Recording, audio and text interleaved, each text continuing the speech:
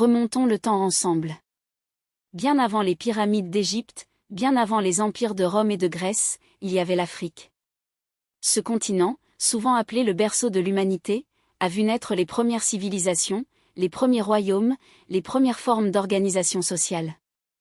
Pourtant, son histoire a été trop souvent racontée par d'autres, déformée, réduite à des stéréotypes. Le panafricanisme est né de cette nécessité, reprendre le fil de notre propre récit, unir les peuples africains et leurs descendants dispersés à travers le monde pour affirmer une identité commune, une dignité retrouvée, et une force collective. Ce cours vous emmène dans un voyage chronologique, des origines de l'humanité jusqu'aux luttes pour l'indépendance et la Renaissance contemporaine. Nous explorerons comment la traite négrière, la colonisation, mais aussi la résistance et la créativité ont façonné ce mouvement. Le panafricanisme n'est pas une simple idéologie politique, c'est une quête de justice, de liberté et de fraternité entre tous les Africains, où qu'ils soient. Il s'agit de comprendre comment des penseurs, des artistes, des révolutionnaires ont tissé des liens entre les continents, comment Harlem, Paris, Londres et Accra sont devenus des carrefours de cette renaissance. En parcourant cette histoire, vous découvrirez que l'Afrique n'est pas un continent de crise et de souffrance, mais un creuset de sagesse ancienne, de révoltes héroïques et de projets d'avenir. Le panafricanisme est une invitation à voir le monde avec des yeux africains, à reconnaître la contribution de l'Afrique à l'histoire mondiale, et à construire un futur où la diversité et l'unité se renforcent mutuellement. Préparez-vous à un voyage de plusieurs millénaires, de la vallée du Nil aux rues de Johannesburg, des plantations américaines aux conférences de l'Organisation de l'Unité africaine. Chaque étape de ce voyage est une pièce d'un puzzle immense, celui de la libération des esprits et des corps. Cette première partie, les origines et les fondements historiques, des origines à la fin du XIXe siècle. L'histoire de l'Afrique commence bien avant l'écriture. Les découvertes archéologiques, comme celle de Lucie en Éthiopie, datant d'environ 3,2 millions d'années, montrent que l'humanité est née en Afrique. Les premières civilisations, comme l'Égypte ancienne, unifiée vers 3100 avant Jésus-Christ, ont développé des systèmes d'écriture, les hiéroglyphes, des mathématiques, une astronomie, et une organisation politique complexe. L'Empire du Ghana, fondé au VIe siècle après Jésus-Christ, l'Empire du Mali, entre le XIIIe et le XVIe s. Culture, et l'unité des peuples noirs pour obtenir l'égalité. Parallèlement, un autre mouvement prend de l'ampleur, le mouvement Back to Africa, retour en Afrique porté par Marcus Garvey, 1887 à 1940, un Jamaïcain. Garvey fonde l'Universal Negro Improvement Association, UNIA 1914, qui devient rapidement la plus grande organisation de masse noire de l'histoire, avec des millions de membres. Il prône la fierté noire, l'autonomie économique, et le retour en Afrique pour bâtir une nation forte. Il crée des entreprises, Black Star Line, compagnie maritime des symboles, le drapeau rouge, noir et vert. Bien que son projet de retour massif ait échoué, son influence est immense, il a donné confiance à des millions de personnes et a inspiré les mouvements de libération. Dans les années 1920 et 1930, le mouvement de la négritude émerge dans les cercles intellectuels noirs de Paris. Des étudiants de la diaspora, comme Aimé Césaire, Martinique, Léopold Sédar Senghor, Sénégal Léon Gontran Damas, Guyane, rejettent l'assimilation culturelle et affirment la valeur de la culture africaine. Ils célèbrent la négritude, c'est-à-dire l'identité noire, dans leurs poèmes et essais.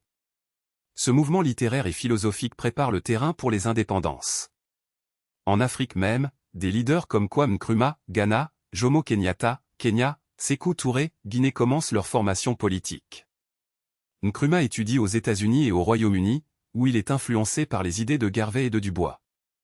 Il devient le secrétaire du Congrès panafricain de 1945, à Manchester, qui marque un tournant, les délégués, majoritairement africains, exigent l'indépendance immédiate.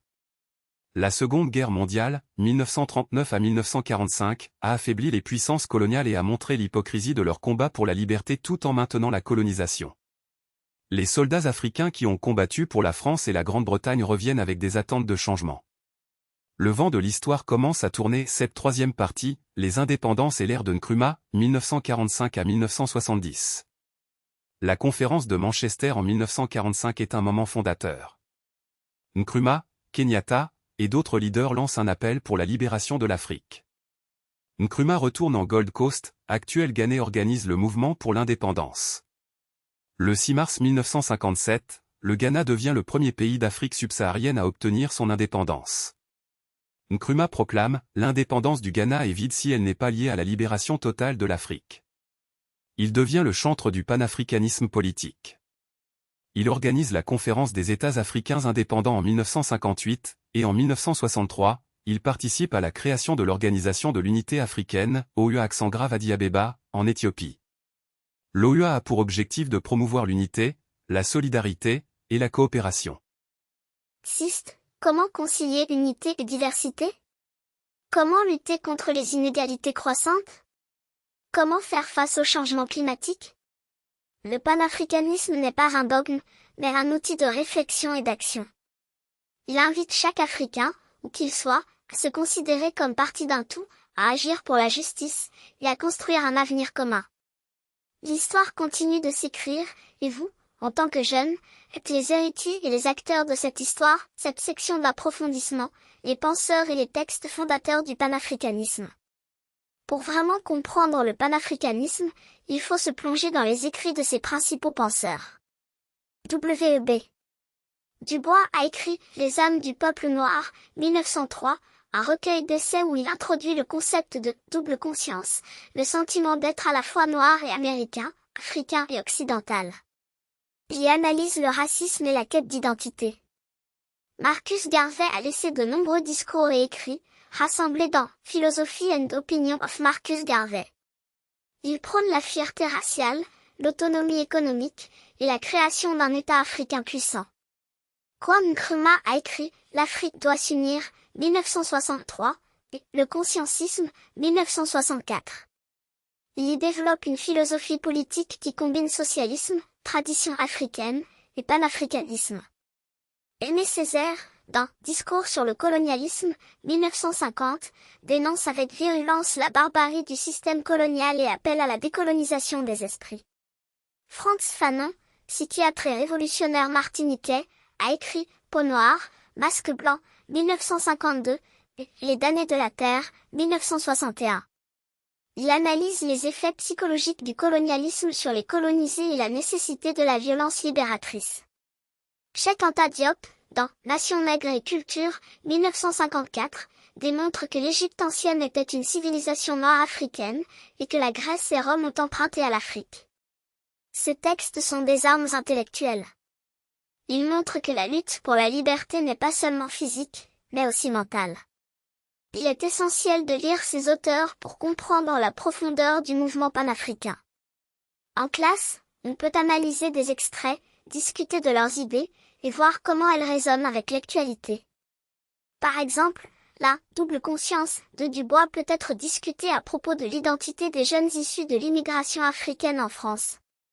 Le « consciencisme » de Nkrumah peut être comparé au débat sur le développement de l'Afrique aujourd'hui.